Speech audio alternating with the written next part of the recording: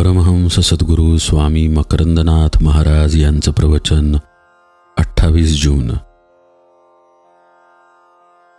सद्गुरू कृपेची दृढतर भावना। तसे पाहिले तर प्रत्येकालाच जीवनामध्ये एक प्रकारे थकल्याचा असा अनुभव कधी ना कधी येत असतो। शारीरिक अंगाने पण त्यापेक्षाही जास्त मानसिक, भावनिक अंगाने किंवा बौद्धिक अंगाने थकवा जाणवतो। याला अनेक कारणे आहेत। वारंवार येणारे अपयश हे एक कारण आहे।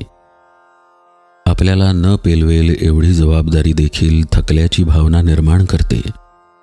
कधी मानहानीचे प्रसंग घडतात, कधी मनासारख्या गोष्टी न घडल्यामुळे असुरक्षिततेची भावना अंतःकरणात घर करून राहते। क्वचित आपल्या स्वतःला झालेला एखादा आजार किंवा कुटुंबियांपैकी कोणाला झालेला आजार, त्याची मनावर पडलेली भीषण छाया, यामुळे मनुष्य थकतो। कधी द्रव्यहानीसारख्या गोष्टींची न संपणारी परंपरा मागे लागते।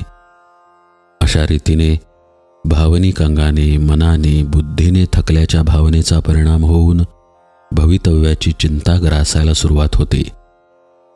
परिस्थितीला सामोरे जाण्याचे धैर्य राहत नाही। या सर्व गोष्टींचा आपल्या वागण्या बोलण्यावर परिणाम होतो। अनेकांना येणारा हा अनुभव मी देखील कधीतरी घेतला आहे। परिस्थितीसमोर थकून गेल्याच्या भावनेने मलाही काही वेळेस स्पर्श केलेला आहे। मात्र सद्गुरूंवरील दृढ श्रद्धेने या गोष्टींवर मात करायला जमले आहे। भविष्याविषयी चिंता दूर सारता आलेली आहे। माझ्या ठिकाणी असणाऱ्या सद्गुरूंवरील, भगवंतांवरील श्रद्धेमुळे आपले अपयश, मानहानी, संकट किंवा दुःख याची योजना भगवंतांनी पद्धतशीरपणे आपल्यासाठीच केलेली आहे, असे दिवस दाखवण्यामागे त्याला आपले अंतिम कल्याण करायचे आहे, असा भाव मी ठेवू शकलो। स्वामी माधवनाथांकडून प्रवचनांमध्येही हा भाव दृढ करणाऱ्या गोष्टी ऐकल्या आणि त्या माझ्या मनावर पक्क्या कोरल्या गेल्या। कदाचित यशामुळे आपण संसारामध्ये, देहबुद्धीमध्ये अधिकाधिक अडकून पडलो असतो। त्याऐवजी मी खरा परमार्थी व्हावे अशी सद्गुरूंची योजना असणार, अशी मनाची समजूत मी करून घेतली। कोणत्याही परिस्थितीत खचून न जाता आत्मबुद्धीवर राहीन असा संकल्प करण्यामध्ये मी तासनतास घालवत असे। चिंता, दुःख हे सर्व देहापुरते मर्यादित असून आपण चिदानंद स्वरूप, शिवस्वरूप आत्मा आहोत अशा चिंतनामध्ये राहण्याचा निश्चयपूर्वक प्रयत्न करत असे। अशा चिंतनामुळे गुरुकृपेने सर्व प्रकारच्या विपरीत परिस्थितीला सहज स्वीकारण्याचे, शांत स्थिर राहून तोंड देण्याचे बळ मला प्राप्त झाले। विपरीत परिस्थितीत पहिला घाला पडतो तो नियमित साधनेवर। ध्यान, नाम, श्रवण आपण करत असू तर त्याविषयी अनास्था निर्माण होते।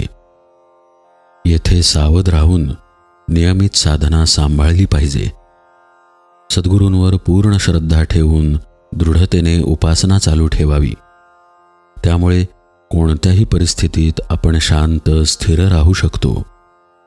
अडचणीच्या काळात शांती राखून, विवेक सांभाळून राहण्याचा प्रयत्न आपण केला तर मनाच्या सैरभैर स्थितीत हमखास होणाऱ्या चुका टाळल्या जातात। पुन्हा पुन्हा अपयशी होण्याची परंपरा देखील एक प्रकारे संपते। कृपेची भावना, सद्गुरूंवर, भगवंतांवर असलेली अचल निष्ठा अशा रीतीने बळ पुरवायला समर्थ असतात। तुम्ही देखील अशा पद्धतीने अडचणींकडे, दुःखाकडे पाहायला शिकलात तर ही कृपेची भावना, नियमित साधना तुम्हाला अधिक हानीपासून, देहबुद्धीवर येण्यापासून वाचवू शकेल, असा मला निश्चित विश्वास वाटतो। परमहंस सद्गुरु स्वामी माधवनाथ महाराज की जय। सब संतन की जय। जय जय रघुवीर समर्थ।